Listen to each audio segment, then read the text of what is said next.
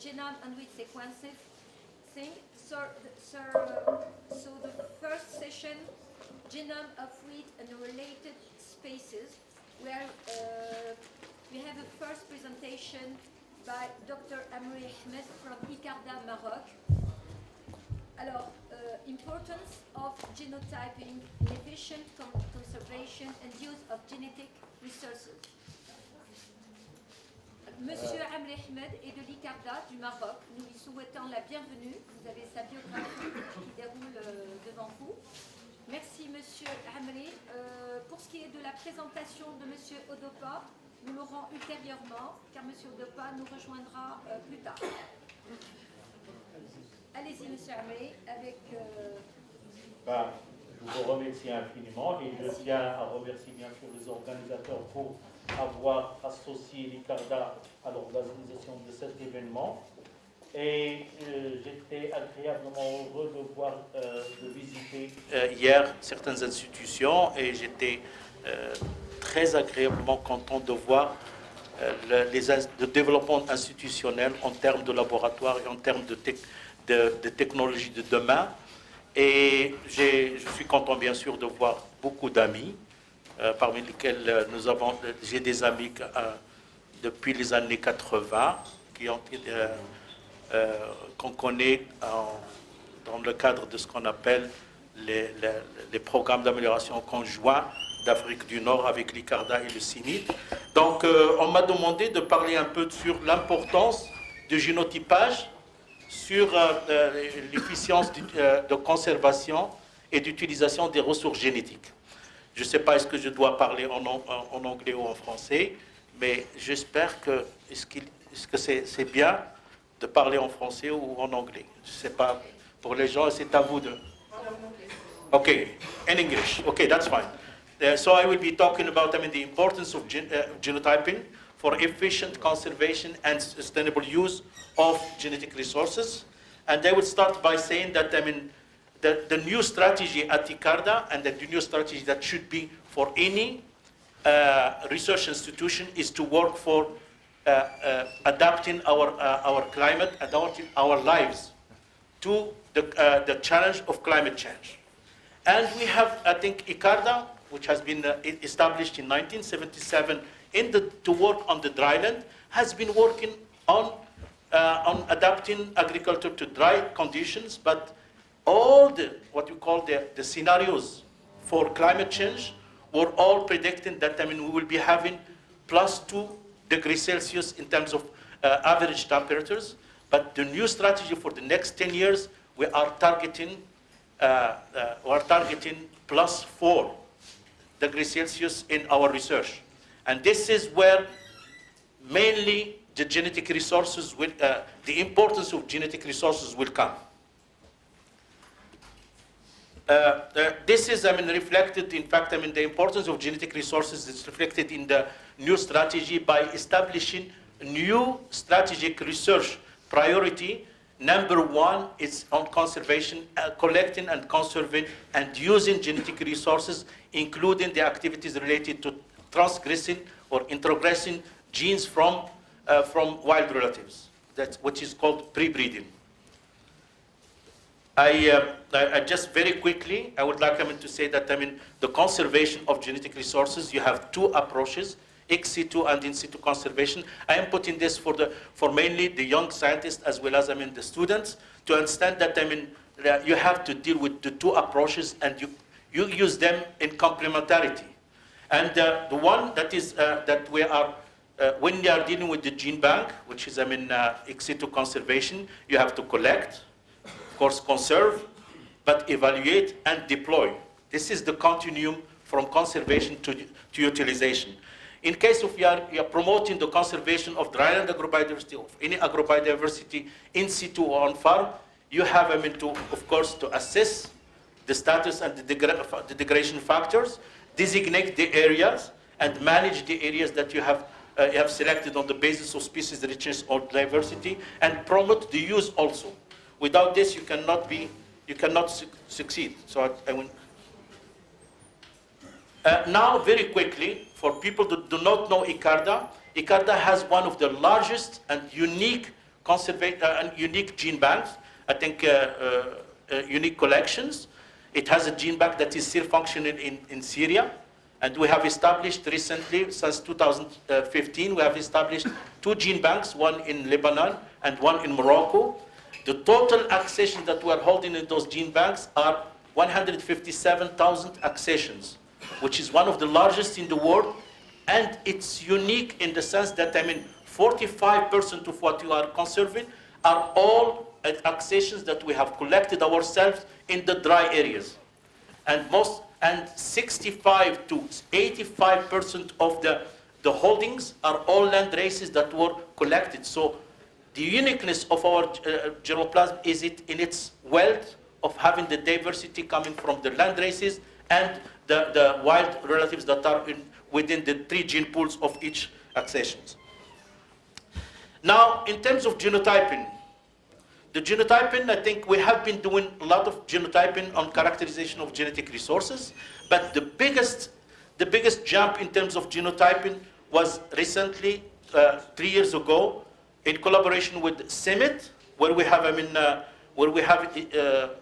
genotyped 33% of our accessions that are in the gene bank, including 27% that are land races and wild relatives. And this has allowed us really to use this material for several purposes related to the management of the collections. Okay, again, genotyping brings precision. Okay. Most of the knowledge was based on conventional research. Genetics. I don't think that genotyping has brought them in the knowledge of genetics. I think it has added precision. Okay? Selection, it has added precision, evaluation, characterization. So you should understand all the genotyping as a tool to confirm some of the concepts. When we talk about concepts of taxonomic identification of species, there are a lot of taxonomy work that has been done based on cytogenetics, conventional cytogenetics. And this is where phylogeny of different species were traced. It's not something that was brought by genotyping, but genotyping has brought more precision into it.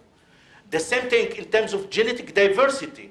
We have been assessing the genetic diversity using different tools, morphological, geographic, whatever. And we have, I think, the genotyping has added another level of precision.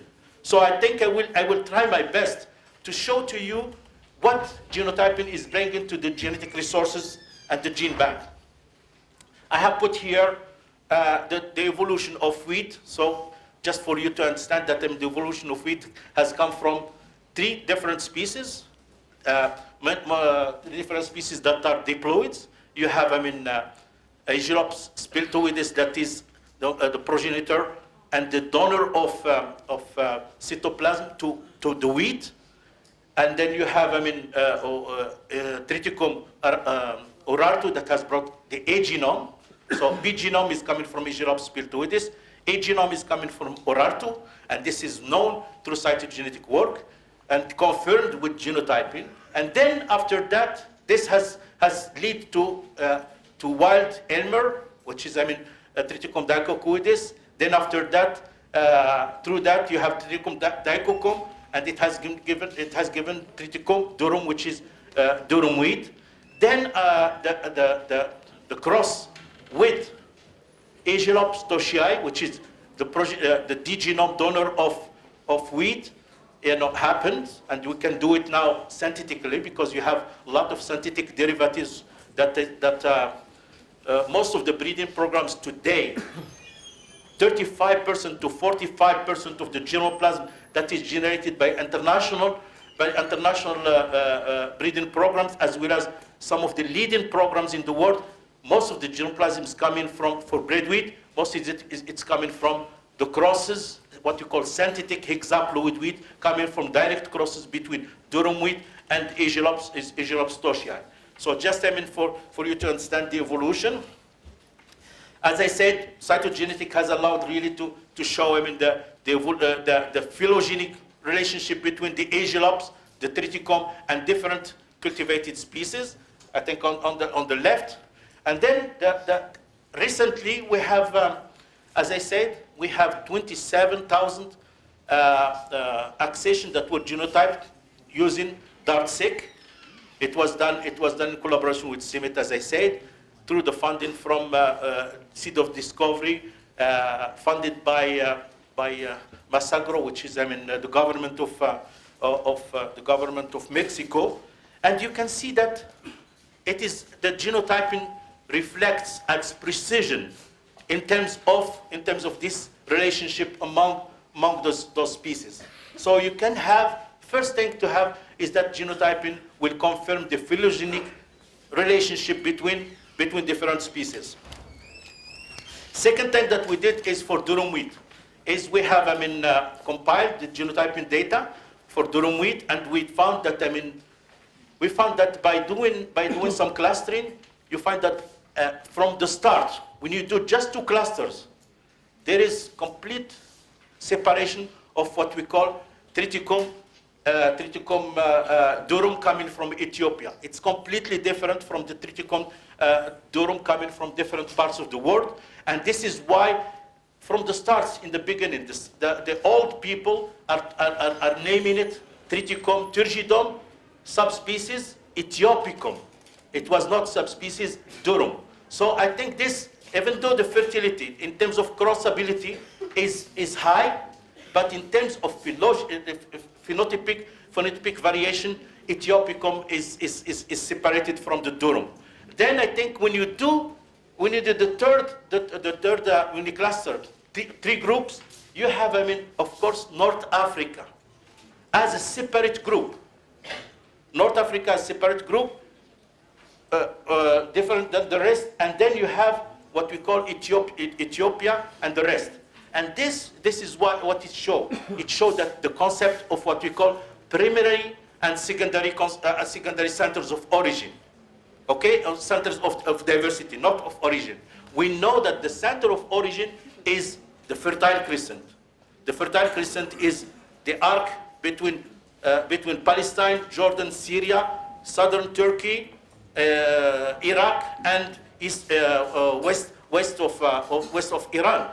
So, why we say center of diversity? Center of origin is different than center of diversity, is different than center of domestication. Is that clear?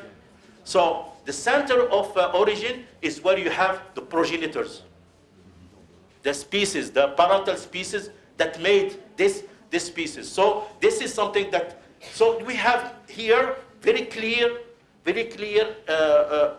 evidence that North Africa for durum wheat is a secondary center of diversity. Is that clear? So when you go to the five groups, then it's the same thing, except that at that time you have also the northern hemispheres, which shows that some of the facultative and winter type are separated. Anything that is in the northern latitudes. So this is one thing. Second one is we did this also for smaller number, and we found that again we confirmed that Ethiopium is different from the others. As first center of origin is West Asia, then second center of origin is Ethiopia, but the diversity shows one thing.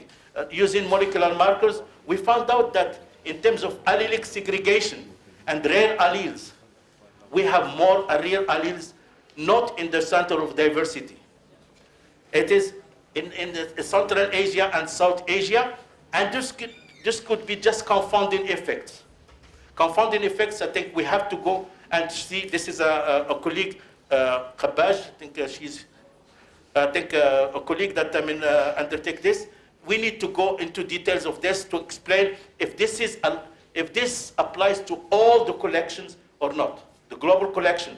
Because normally rare alleles should be, and more diversity should be in the center of origin, and the center of diversity.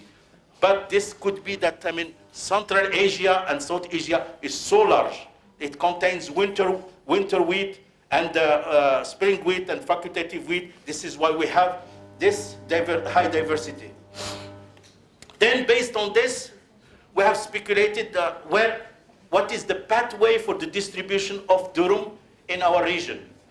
I think most of the people think that, it went from the center of origin, which is West Asia, and it went westward through Europe, and then from there to Tunisia and North Africa. And then after that, it went also from Ethiopia. Some people think that it went from Ethiopia. The accessions from Ethiopia went to Yemen. From Yemen, it went to the other parts of the world, but this needs to be also confirmed by more. Now, I have one student in Tunisia, Sirin Robana. She has conducted a trial to characterize within and between land races. She has used 5 land races, 6 named land races in Tunisia, and then she found out that there is some within land races diversity. She has taken 30 lines within each land race. She has taken 30 lines, and then she found that yes, there is some, but not much.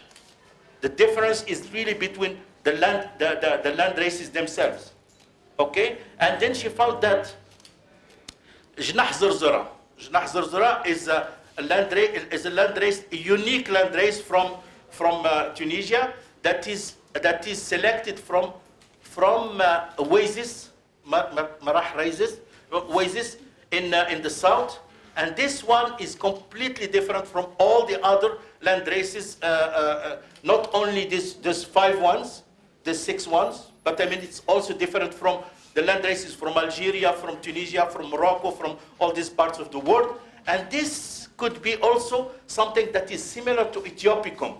And when you see it, when you see the variety itself, you find out that this variety has completely different phenotype compared to the others, and it's like in the same sense that we can say that with this kind of fundings we have to do more research to find out that could be that this germplasm is unique in the sense of diverse in terms of diversity.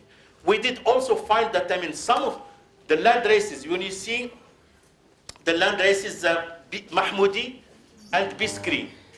Mahmoudi and Biskri, you cannot be separated. They are the same gene pool. So whatever you do, you can go to 100 clusters. Mahmoudi and Biskri, most of the line are similar. I think it's something that has been exchanged between the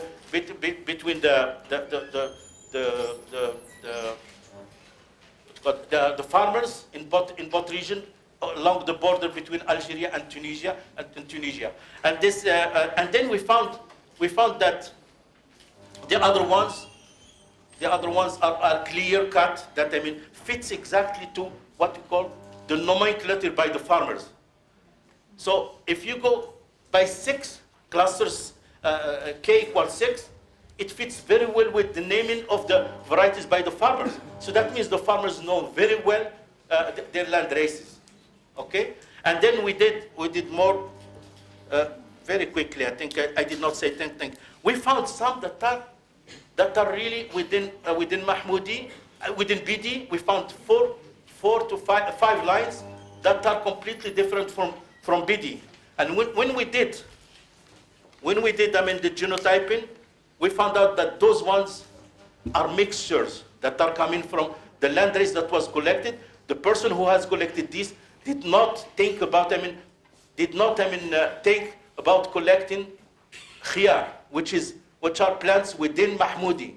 So I think he has collected, and then we found out that those of types are just something that are mixtures of khiyar within Mahmoudi. So again, I think this is something that I will tell you about the importance of this finding. In fact, the importance of this finding is what? Is first for the gene bank of Tunisia, which is what they do is they conserve lines, many lines within the land race. Yes, if you have enough space, you can do it, and you can say that you have thousands and thousands of lines. But the purpose, when you think about the limitation and the financial implication, I better bulk all these, each land race, the lines of each land race together and conserve the seeds of these ones. If someone would like to do in a genetic study that we have done, he could extract them in those individual lines. The other aspect, the second one is that this kind of genotyping will allow you to identify of types, misleading accessions. So it will, instead of conserving the whole thing, you will conserve only the ones that are very clearly different from each other. Is that? I think this is the third. I think the other aspect is this one. Using this genotyping, you can do some kind of GWAS, okay, to find some adaptive trait that are associated with climate. Here we just say climate, are there, and we found some markers that are really, showing the linkage with some of the some association with climate change. Now, the second aspect that I want to talk about is that one of the key core activities of the gene bank is not only conservation, is the use. And then you have to distribute the genetic resources to anyone who would like to have these genetic resources. So our duties is to conserve for distribution, for use by the others. What we used to do is we used to send anyone who is asking us, can you send me 200 accessions of durum wheat? We take them at random in the beginning. Okay? So that means, and after that, people were talking about core collection. Then after that, they developed them in what you call the Generation Challenge Program reference sets, which is based on the diversity. The diversity, that means I'm sending you the 1% of the collection that have all allelic diversity using SSRs. But I think ICARDA is developing a better approach that targets any traits that you want. If someone asks me about drought tolerance, I will try through an algorithm associating the drought tolerance traits with the environmental characteristics, and from there I subtract to 200, which has higher probability of finding what we want. This is called focused identification of germplasm strategy. Okay, and this has shown that it is relevant in many cases. Now we are trying our best to add, because it is this focused identification of germplasm strategy is based on environment, on evaluation data if you have them, but most important now we are trying to see to what extent if we include genotyping data, we could target different genes or different allelic variation within the trait that is sought. This, as I said, it has been efficient in finding new sources. For the first time, sources of resistance to sun pest. I don't know if you know sun pest. Sun pest is a very dangerous insect that is normally, it should be in the highlands of Algeria. It is mainly in cold areas, and this one, if you have 2% of your grains your grains are affected by this insect, you cannot make a good bread out of it. So this is a very, very serious disease, and we found sources of resistance for the first time through use of the fixed subsets, and those, through the molecular markers, we have found them in the markers associated with it. Same thing. If you cannot do phenotyping easily, okay? If you cannot do phenotyping easily, you should be based on molecular markers. I think one of the key traits that what is very difficult to assess is root system. So I think if you do some work on the root system, I think it's good to have those molecular markers that are associated with root angle or root depth, and from there you can screen your collection to this. Just very quickly to say that the success of the using of the genetic resources in breeding has been shown by through, in case of durum wheat, mainly through most 65% of the germplasm today that we have developed are all coming from interspecific crosses. You can see the list here. And the latest one, which is Nasheed, I think most of you know our colleague Nasheed, who is a durum breeder at Icarda, just retired.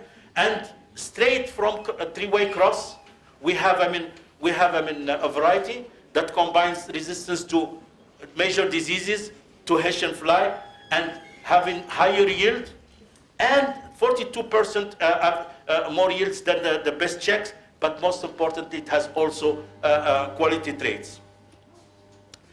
Again, there are a lot of uses of genetic resources in terms of mapping, QTLs, mass selection. Gene pyramiding is another aspect. I don't want to go into more details on this. So, sorry. We do a lot of training, and just to let you know that Icarda, after being since 1977 in Syria, with the development in Syria, we were constrained to move to different places, and then today the decentralization is in 3 major platforms. One is in Morocco. It's all related to rain-fed agriculture, with the emphasis on crop improvement. We have one platform in Ethiopia on crop livestock integration, and you have one platform on food legumes in India. We do have other things, and one key aspect is really training, and this has benefited the region as well as in Morocco. When you see the number of trainees that attended, yes, I finished with wheat. Now I'm putting something for you because I've heard that there is la fièvre, a fever, that everyone thinks about promoting cactus. Everyone promoting cactus. Let me tell you, if you don't do research on cactus, you will not have cactus in the future, because this is what it is. This insect, Cochineal, has destroyed already more than 60%, more than 60,000 hectares of cactus in Morocco, and the rest will be within 2 years. I'm sure that the whole cactus will be destroyed by this. First lesson from here. Of course, we have our colleagues in Tunisia. They have 600,000 hectares. Think about if this arrives there. It will not take more than 2 years to 3 years to destroy the whole thing. So if you don't do research, and the research, the lessons from this one is, where is the center of diversity for cactus? Does anyone know?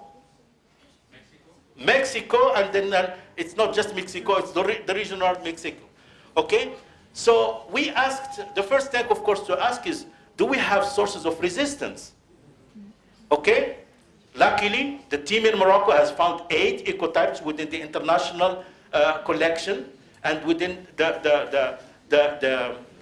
some of the cactus ecotypes that are with the farmers. We have found 8. Are they good quality? Some of them, yes. But let me tell you that yes, there is a source of resistance. But the best normally is to have more germplasm coming from Mexico. Okay, to be screened for this. We have asked the colleagues in Mexico. Unfortunately, today they said we cannot provide it to you, unless we have some kind of agreement. Let's hope that we will have this kind of agreement. But the lessons from here, first thing is that the center of diversity, you should keep the diversity that you have. Because you have this kind, you can have this kind also in case of wheat, in case of barley. And then you have to conserve your genetic resources. Second is facilitated access to genetic resources should be guaranteed under any kind of legislation that will allow to recognize the sovereign rights of different countries. And I think this is something that we need to do. But the third, of course, the third lesson is that controlling this insect and controlling any insect is not one disciplinary job. It's not one-man job. It's a teamwork, and I think I will stay here that because we have a team in Morocco that is working on different aspects, genetic resistance, but they're also working on identification of parasitoids, identification of natural enemies, and I will stop here and thanking you.